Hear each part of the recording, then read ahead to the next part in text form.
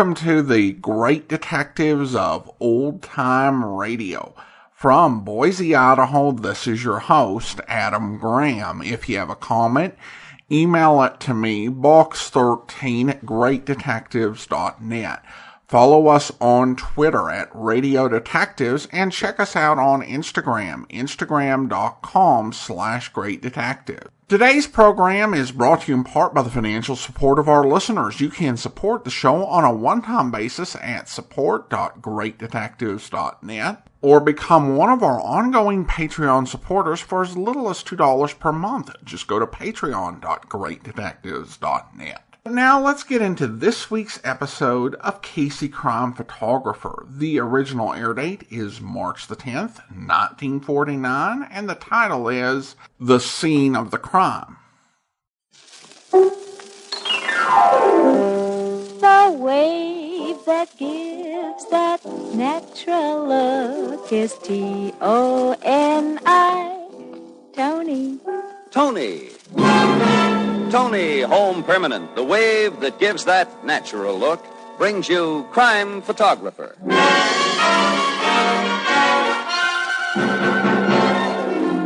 Good evening, everyone. This is Bill Cullen greeting you for Tony Home Permanent and inviting you to listen to another adventure of Casey, Crime Photographer, ace cameraman who covers the crime news of a great city. Our adventure for tonight, Scene of the Crime.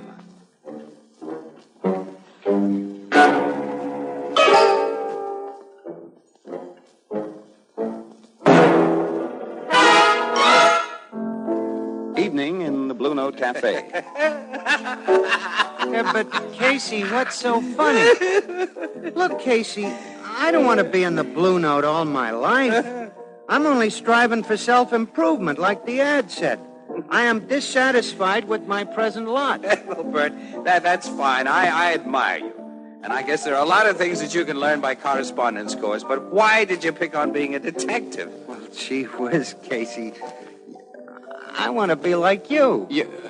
Oh. Well, I'm flattered. Well, in that case, why don't you take a course in photography? Well, you see... Yeah?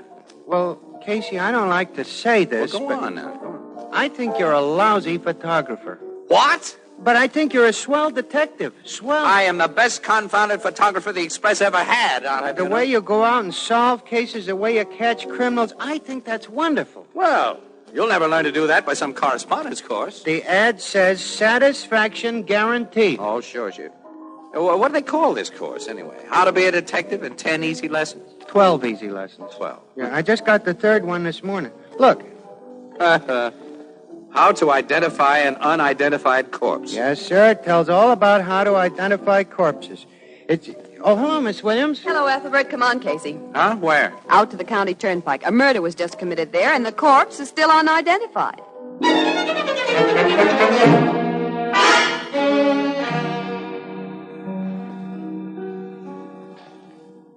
Are you a pin-up girl? Not the kind whose pictures the teenagers pin up on the wall, but one who puts her hair up in pin curls night after night? Well, you can save yourself all that trouble easily with Tony Home Permanent. Once you have a Tony, you're carefree, almost as if you had naturally curly hair. Come wind or rain or sleet, you don't have to worry, for your beautiful Tony wave is in to stay. Tony is the permanent that gives you this twin guarantee.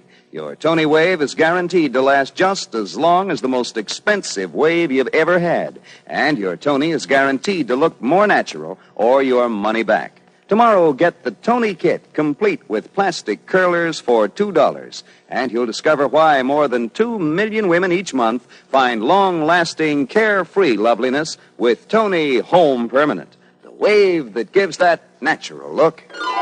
T-O-N-I, Tony.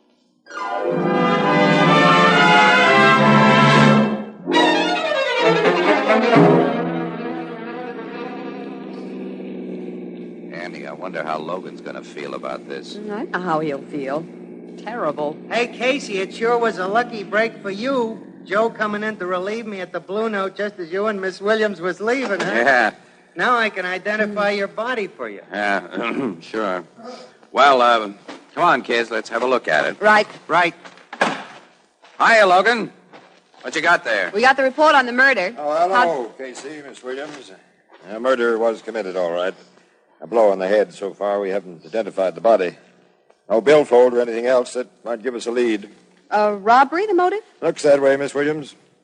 Tech man. All right, everybody. All right. Stand back. Give him the air. Ethelbert. Ethelbert, what are you doing here? Oh, hello, Captain Logan. I'm taking a course in detecting, and I just... What? You heard him, Logan. Ethelbert's going to give us a hand detecting.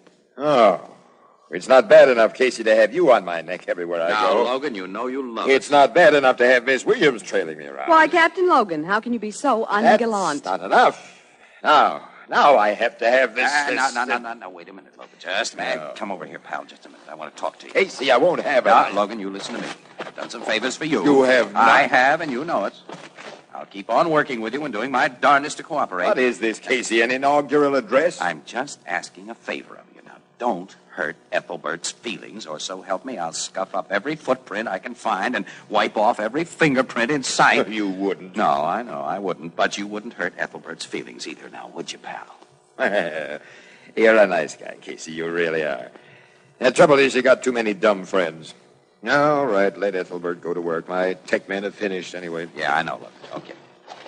Well, you find out who the dead guy is yet, Ethelbert? Yeah. How about it, Ethelbert? Well, it's this way. I've checked the deceased for laundry marks, physical characteristics, signs of recent struggle, and other highly indicative points. Yes? But I didn't find out who he was. I see. Okay, boys, cover him up. Note, however, the state of the cranial section. It has obviously been shattered by a projectile blow, which, for reasons not yet apparent, Hey! Hey, what? Hey, I know this guy. His name's Dave Wilson.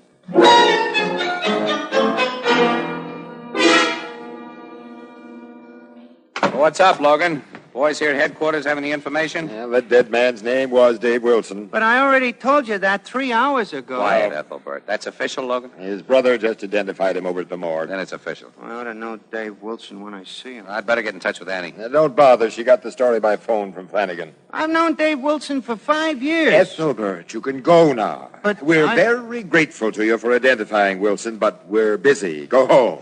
Goodbye. But, Captain Logan, I gotta stay on the case. I've been studying up on how to be a detective, and I think sometimes you, employ archaic methods and proceed from false hypotheses. Casey, get rid of that guy. Get him out of here. You'll nothing. Oh. Ethelbert, if you want to sit here and listen, you'll have to be very quiet. All right, Casey. But I did tell him 3 hours ago it was Dave Wilson. What about Wilson's record, Logan? Yeah, he hasn't got one. Not a thing. Not even a parking ticket. No, Dave was Ethelbert? a very nice guy. Look, Logan, let's get down to brass tacks. What do we got to go on? Well, you know, Casey, it looks to me like a gang or grudge killing. It has all the signs. All the signs except a corpse with a police record. As far as we know, this Wilson was a perfectly law-abiding citizen. Well, as far as we know, sure. Dave Wilson wasn't no criminal. Ethelbert, be quiet. Dave Wilson wouldn't have got bumped off in no gang killing. How do you know? Because Dave Wilson wasn't no crook. He was a very nice guy. Oh, shut up, Ethelbert. You don't know anything about Dave Wilson. I know he was a very nice guy. He used to come around the Blue Note almost every week to make a collection. Collection? Sure, that was Dave's business. He took bets on the numbers. Oh. He what? Well, you know, you place a bet on the numbers. Holy jumping Jupiter. Why didn't you say so before? Huh? That's the answer. Gang killing, huh, Logan? Yeah, you bet. Who's the top dog in the numbers record now? Muggs Benson, and he's been trying to pressure all the little guys out of the business. Well, it looks like he pressured Dave Wilson out of it. And it looks like we've got him. We'll just pick up Muggs, and he'd better have a darn good alibi or else. Yeah, he's...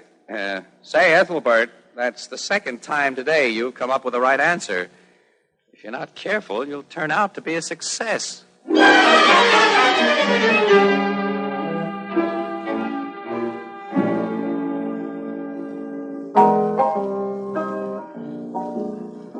Hello, Ethelbert. How's our private eye this evening?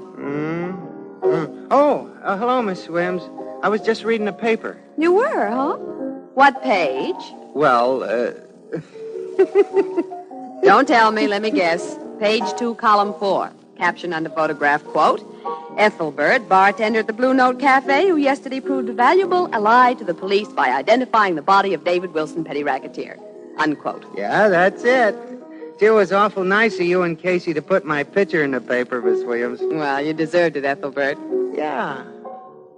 Say, Miss Williams, do you like this picture of me? Maybe a little too much tie? No. I don't know. Sometimes Casey's lighting ain't so good.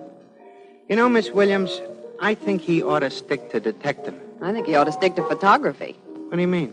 He's been following Logan's men around all day trying to find Muggs Benson. Any luck? Nope. Miss Williams, it pains me to say this, but the reason nobody can't find Muggs Benson is that they ain't looking in the right place. Ethelbert, they've looked everywhere. Not the right place. It just so happens that I happen to have here with me Chapter 4 of my detecting course, wherein it is printed, and I quote, "The criminal always returns to the scene of the crime," unquote. Ethelbert, criminals do not return to the scene of the crime anymore. Yeah, but, Miss Williams, it's what it says right here in print. You can't believe everything you read, Ethelbert. Well, that's a fine thing for you to say, Miss Williams, a reporter. Who should know better? As soon as Joe comes in to relieve me at the bar, I'll drive you out to the scene of the crime. What for? To prove the criminal will be there. Oh, Ethelbert, you can't just drive to the scene of the crime and conveniently find a criminal waiting there for you. You'll see, Miss Williams. You'll see. When we arrive at the scene of the crime, there will be a shadowy figure creeping about in the moonlight, searching for telltale clues to remove.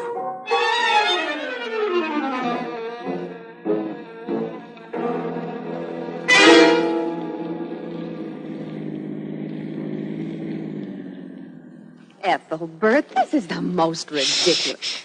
Honestly, if Casey ever finds out I came out here... Miss Williams. What? Look over there in the moonlight. Good heavens. A shadowy figure creeping about in the moonlight, What's he doing there? searching for telltale clues to remove. You mean you think it's Muggs Benson? Why not? Like the lesson said, a criminal always returns to the scene of the crime. Did the lesson tell you what to do with the criminal when you found him? Well, in such cases, the approved solution is to detain the fugitive until such time as such help as can be obtained is obtained. I see. Well, do you think you could detain while I obtain? Huh? Do you think you can slug that man and sit on him while I go for help? Gee, I don't know. No, if only Casey were here. What would Casey do? He'd creep up behind Benson and slug him. Okay. Ethelbert, what are you going to do? Creep up behind Benson and slug him. Oh, Ethelbert, be careful, please. Remember, it's a murderer. I'll remember. Okay, you. I got him, Miss Williams. I got him. Wonderful, Ethelbert. Can you keep him there while I go and get help? Sure, he's out cold. And anyhow, I'm sitting on his head. Well, if he's unconscious, let's take a look at him. Okay. Gosh, won't Casey be proud of us, Miss You Williams? certainly will. Have you got a match? Yeah, sure. Here. Oh, fine. I can't wait to see Casey's face. Ethelbert! What is it, Miss Williams? Ethelbert, you said you couldn't wait to see Casey's face. Yeah, that's right. Well, then take a good look. This isn't Muggs Benson, Ethelbert. The man you just slugged is Casey. Huh?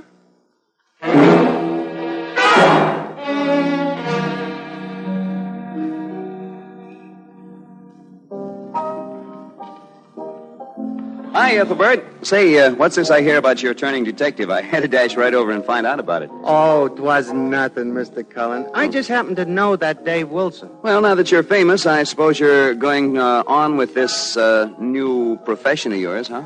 Yeah, I guess it's going to be really easy for me to be a detective, especially when I get some more lessons. Yeah. But I'd like to go around with Casey all I can for practice, you know. And, of course, I like helping him out. I'll help you get some practice, Ethelbert. How about it? Swell, Mr. Cullen. All right, now I'll give you 3 clues, and by your superpower of deduction, see if you can tell me what I'm talking about, all right? 1, it's a home permanent that's used by more women than all other cold waves combined. Maybe 2, you mean... it's the wave that gives that natural look. Oh, that... 3, it's the home wave that's guaranteed to last as long as the most expensive beauty shop wave. Well, give me a Ethelbert, chance. I know right what you're going to say. Tony Home Permanent. You see, everybody knows that Tony gives a wave that's soft and easy to manage, natural looking from the very first moment. With Tony, you get waves so soft they look like naturally curly hair. With Tony, there's no frizzy stage. What's more, it's Tony that gives you this twin guarantee. Your Tony is guaranteed to last just as long as the most expensive wave you've ever had. And your Tony is guaranteed to look more natural or your money back. So get a Tony kit tomorrow. It costs just $1. With plastic curlers that can be used again and again, only $2. When you see how much lovelier you look and how long your Tony lasts, you'll know why each month more than 2 million women use Tony Home Permanent. More than 2 million? Mm-hmm. That's a lot of women. Yes, Ethelbert. Now, each month, another 2 million women give themselves lovely Tony waves.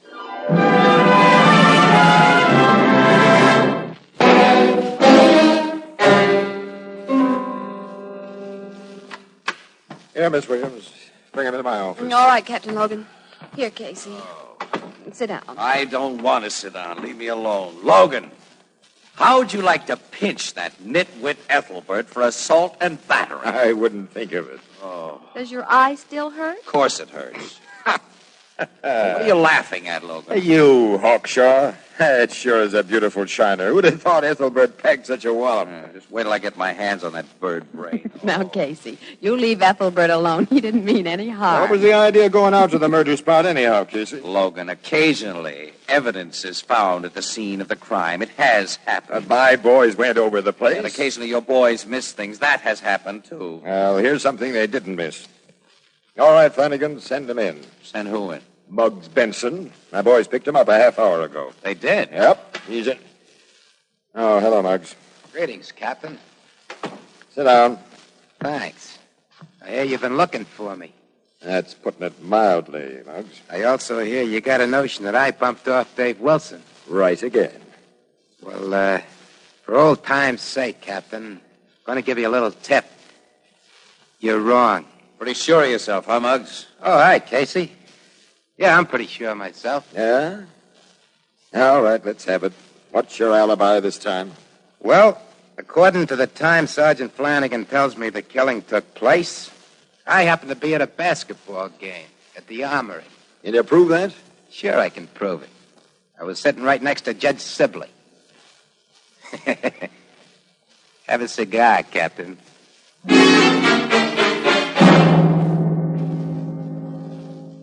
All right, Muggs. Judge Sibley corroborates your story. You can go now. Thanks, Captain. But don't go too far. Why should I? So long, all. Muggs didn't have a thing to do with this killing, Logan. Call me in the morning if you need any help. Call you? I happen to have a police department at my disposal. Doing great, too, isn't it? Call me in the morning. Ethelbert, what? Casey, when you opened that door, you got me right in the eye. That makes us even. What was your eye doing there anyhow? I was looking through the keyhole at Muggs Benson. Casey, he ain't the criminal type. The criminal type has got broad, flat features, small eyes, jutting chin, Gee whiz, Captain Logan, you are a perfect criminal type. Yeah, what? Ethelbert, look, suppose you just go back to the Blue Note Cafe. Joe's and over stuff. there relieving me. I gotta stay on this case. Sorry, Ethelbert, but I'm afraid there isn't any case. A guy got killed, wasn't he? Yeah, we haven't got a case against anyone. Well, then we gotta make one. Justice has gotta triumph. Yeah, well, it doesn't have to triumph tonight. I'm going home. Oh, no, you're not.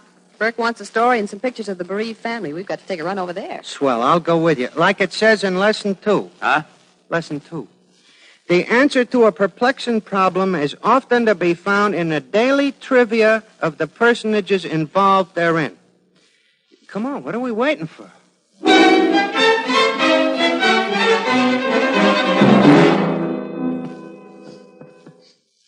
I'm sorry my mother isn't in, Mr. Casey, but she's awfully upset about Dave's accident, and I don't think she ought to talk to the newspapers anyhow.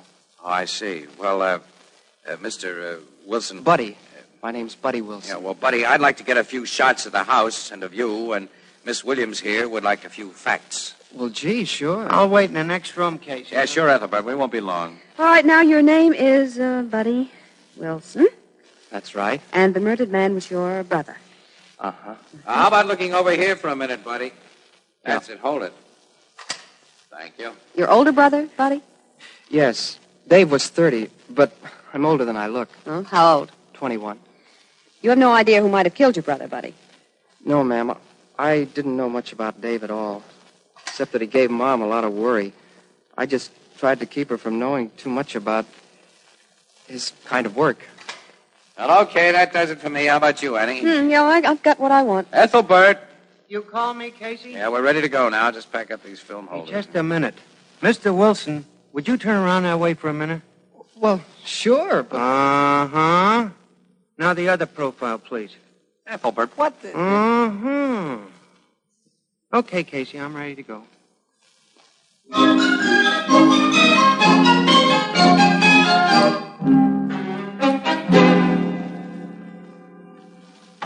Ethelbert, what in the name of heaven was the idea of that last rigmarole about Buddy Wilson's profile? Casey, Miss Williams, that man is the murderer. I can tell. What do you mean you can tell? Criminal type written all over his face. I was studying his contours. That blue-eyed, blonde-haired little cherub, Ethelbert, he's got a baby face. So had Babyface Nelson. That man is a killer, Miss Williams, and I got the proof of it on this box. Ethelbert, where'd you get that cigarette box? From Buddy Wilson's house. I swiped Are you crazy? You could be arrested for stealing that. Casey, don't touch. I'm going to take it back as soon as I look for fingerprints. Oh, well, what good are fingerprints? We don't have any of the murderer to compare these with. This box is going to be lousy with Buddy Wilson's fingerprints. Well, of course it is. It's his cigarette box. Why wouldn't it have his prints on it? Casey, you're just belittling on account of you didn't think of it yourself. Oh, Ethelbert. All right. But if I was you, I'd investigate Buddy Wilson right away. Well, I'm certainly not going to. All right. Let a criminal escape. Ignore justice. I'm not ignoring justice. Might as well just open the jail doors. Might as well give everybody a gun. That has nothing to do with it. Can't even take the trouble to investigate a vicious criminal. You can't even... All right. Now, all right. I'll investigate Buddy Wilson. But for one reason only, understand? What's that? To keep you quiet.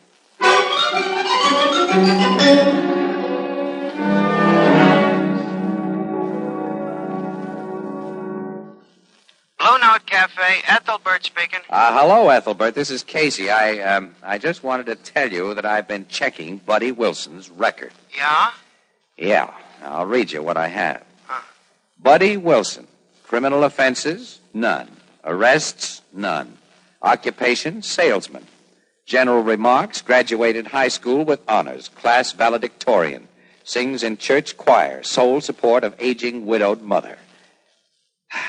Well, how's that for a record, Ethelbert? It's fine, Casey, just fine. We all make mistakes sometimes, Ethelbert.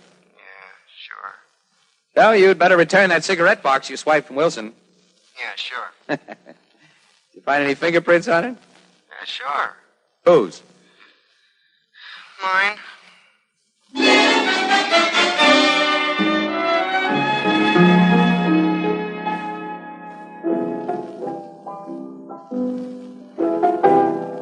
Hey, Herman, Walter says your dinner's ready in the back room and there's no customers in the place, so why don't you knock off?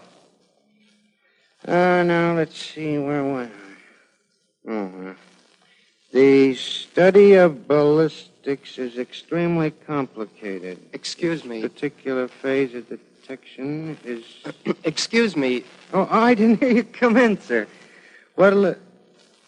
Hey, you're Buddy Wilson. That's right. Well, what do you know, Buddy Wilson? What can I do for you? I'd like my cigarette box, please. Oh, sure. I was planning to take it back to you tomorrow, but now that you're here... I'll save you the trip. May I have it, please? Well, sure, I got it right here. Your cigarettes are all still in it. I couldn't get the box open. It's a trick Chinese box. You have to know the right combination to get it open. Yeah, I guess you have to know just where to press. It's a pretty box. Here you are. Oh, I'm sorry. I dropped it. I didn't break. Money. You awkward fool. There was money in it. That's right. $10,000. I didn't know that. Honest, I wasn't trying to swipe no money. I only took the box because I figured you was the man who murdered your brother. I was. That's how I got the $10,000. Yeah, I figured there might have been some reason why you might have done it. I'm studying up on how to be a detective, and I... Oh, my God. Oh, my gosh, you killed him. You're the killer. When I came here for my box, I figured you to be stupid enough not to open it, so I had some hope of recovering some money I desperately need. But now, come with me.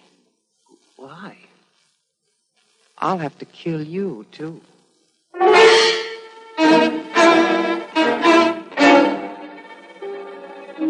Casey speaking. Oh, hello, Harmon. What? He did? Out of the Blue Note? What did the guy look like? I see. Okay, Harmon, thanks. Thanks very much.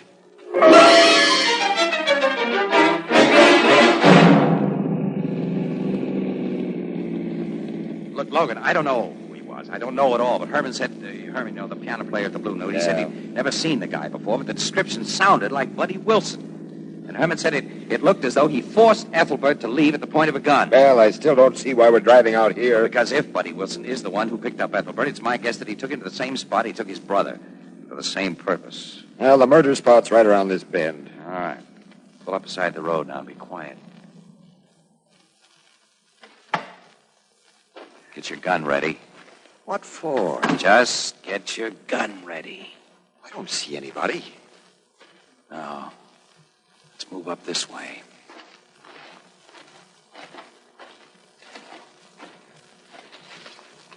There.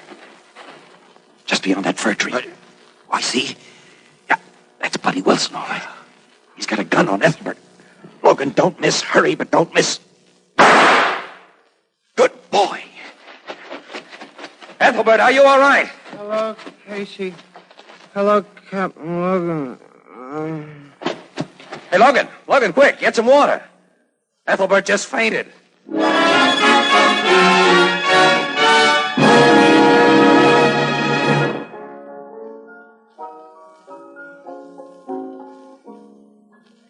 For soft water shampooing, use Tony Cream Shampoo. Even in the hardest water, Tony Cream Shampoo. Yes, even in the hardest water, Tony Cream Shampoo gives soft water shampooing that rinses away dandruff instantly. Leaves hair so soft, so smooth, so shining clean. Today, bring out the sparkling beauty of your hair with Tony Cream Shampoo. Get the handy tube or jar. Tony Cream Shampoo. It's for you.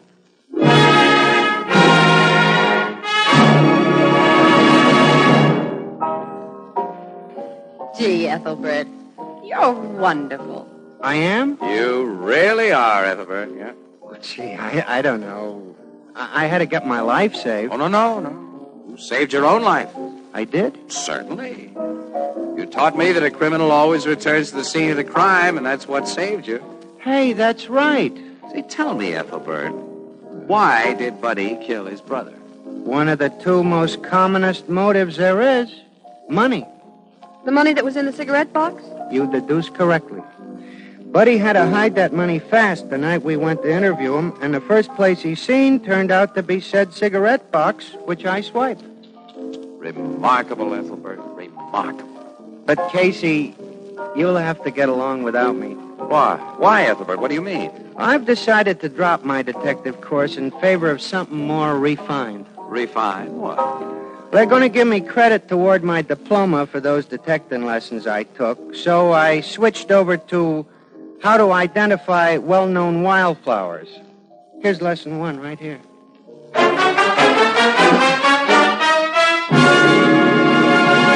Crime Photographer, starring Stotts Cotsworth as Casey, is directed by John Dietz. Tonight's story, written by Harry Ingram, and is based on the fictional character of Flashgun Casey, created by George Harmon Cox. Original music by Archie Blyer, and the program features Miss Jan Miner as Anne and John Gibson as Ethelbert. Herman Chittison is the Blue Note pianist. Bill Cullen asking you to listen again next week at the same time to another exciting adventure of Crime Photographer, and also inviting you to listen to This Is Nora Drake, radio's thrilling serial romance, heard every Monday through Friday, 2:30 p.m. New York time, over most of these stations. Both of these programs brought to you each week by Tony Home Permanent, the wave that gives that natural look, and the new Tony Cream Shampoo for soft water shampooing even in the hardest water.